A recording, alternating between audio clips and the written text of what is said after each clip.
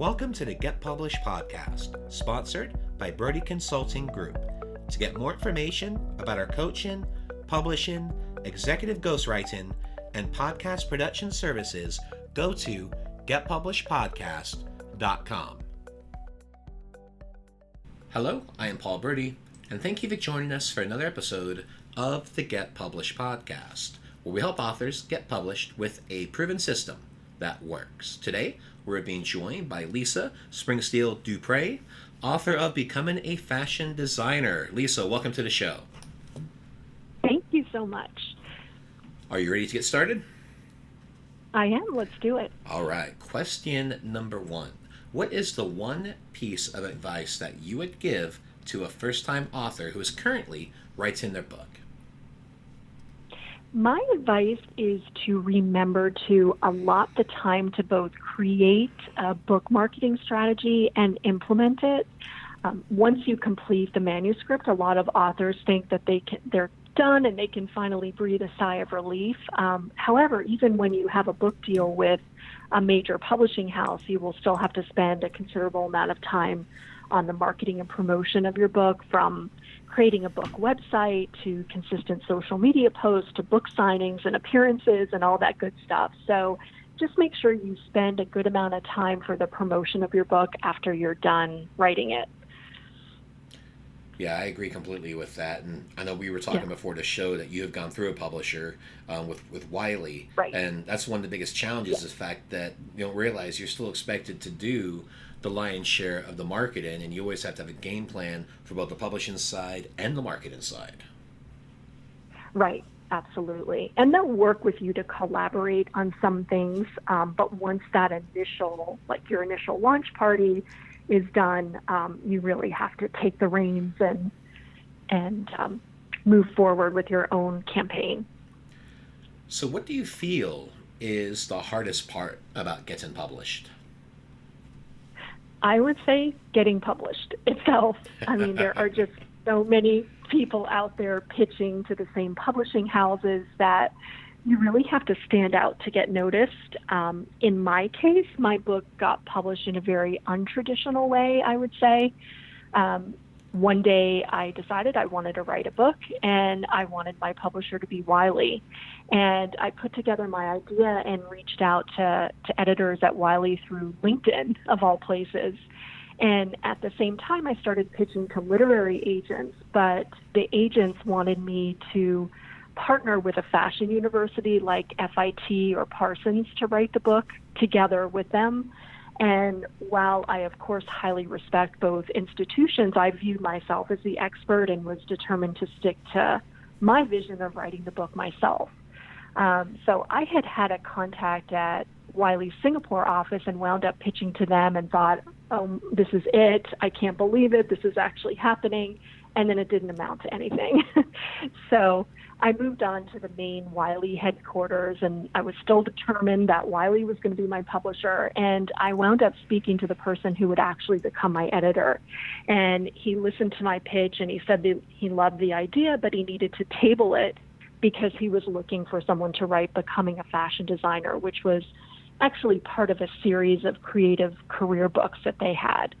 And when he asked if I would be interested in writing it, it was just truly an honor and the beginning of such an incredible journey and great timing.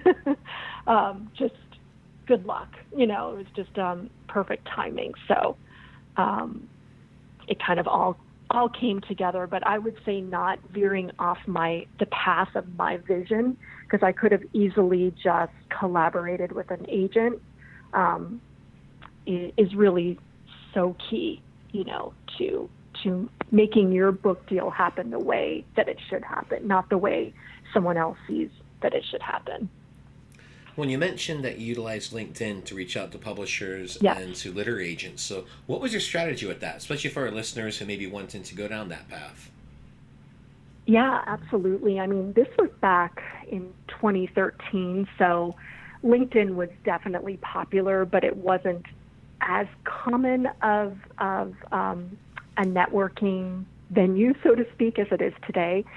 So I just figured, let me do just a general search on Wiley editors and I never really could find a fashion editor per se, but I did find an editor at Wiley, and he was kind enough. I reached out to him, and he was kind enough to refer me to Paul, who would eventually become my editor.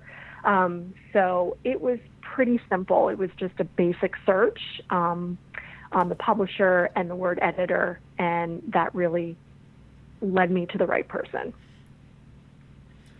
And then when you did that search, how many different editors showed up on your search result? Do you remember? Yeah, there wasn't a lot, so that it helped to narrow it down for me. And I think just the person that I did reach out to, he could have ignored the request because it really didn't benefit him. But I was super grateful that he was willing to help out, and I think that made all the difference.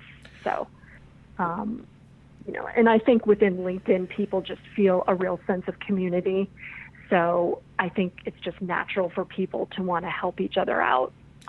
So that helped a lot. So I would definitely recommend LinkedIn as a way to connect with people, that you're trying to pitch to. Well, that's what I was going to ask too. So you made the connection request, they accepted it, and then from that point you just sent them a message. What was your process?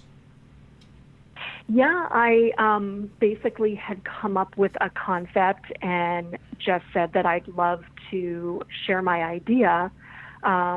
Once the editor that I had reached out to put me in touch with the right person, we just got off of LinkedIn and went straight to personal email.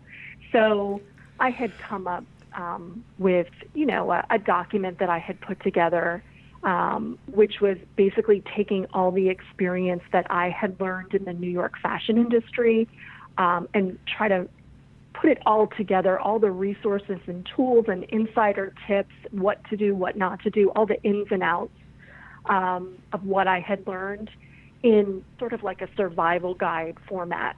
And so that was my initial pitch, which he said he loved, but they happened to specifically be looking for someone to write Becoming a Fashion Designer. So that's what, his focus was. So just a random pitch was just, with the right timing, led me to a book deal. Well, and you also mentioned for literary agents as well. So we're using LinkedIn for them as well, or were you mainly focusing on the publishers and the editors? Yeah, mostly the publishers and editors. I think with the literary agents, it was more of like a internet search, and I was in New York at the time, living there, so my focus was with New York-based literary agents. And it was interesting because when they offered me the opportunity to take me on, and I said no, they were quite taken aback because I don't think many people don't take on that opportunity. But again, it's just so crucial to stick to your own vision. You'll be much better off in the end. So I just firmly believe that. So you've got the book done. It's ready to go. Now it's time to market. Yeah. So what I'd like for you to do is to please share a marketing strategy that you have used in your book launch that has worked well. Yeah.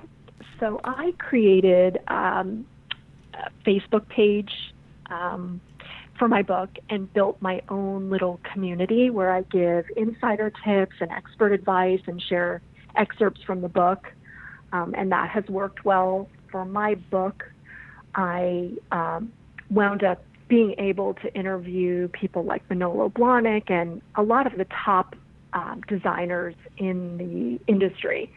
And so just sharing some of those designers' insider tips and advice and their lessons learned from when they first started out has been truly invaluable to that community I built. I think they look forward to those tips and having that kind of information to share, which is very much like insider information that you don't really get on a daily basis. That's not very much available, just by doing an internet search or a Google search, has, I think, become very popular with the group and has been able to grow the community. So coming up with something that really just stands out, that's unique and different, that's not readily available, I think has really helped to grow the community.